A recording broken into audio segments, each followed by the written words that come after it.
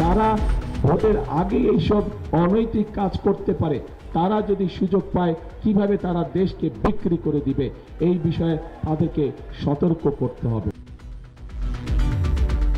ভোটের আগে যারা অনৈতিক কাজ করে তারা দেশকেও বিক্রি করতে পারে, বিভ্রান্তিকারীদের গুপ্ত বলা হবে টাঙ্গাইল সিরাজগঞ্জ জনসভায় তারেক রহমান।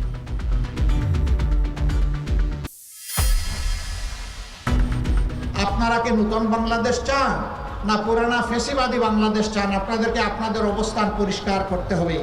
তখন তারা গতকাল থেকে একটু একটু বলা শুরু করেছেন, আসলে এরই বলে খেলার নাম বাবাজি।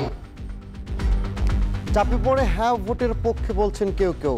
পরিবর্তনের জন্য এবার ভোট দেবেন জনগণ। কুমিল্লা ও ঢাকার জনসভায় জামায়াত আমির।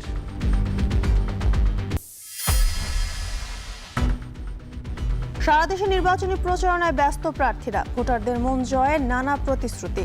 শহরের অলিগলি থেকে গ্রামগঞ্জে জমজমাট প্রচারণা।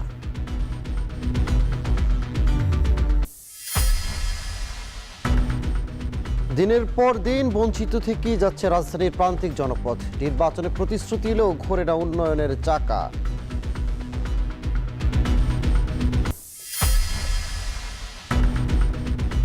ফেব্রুয়ারিতে লিটার প্রতি 2 টাকা করে কমল সব ধরনের জ্বালানি তেলের দাম, আজ থেকে কার্যকর।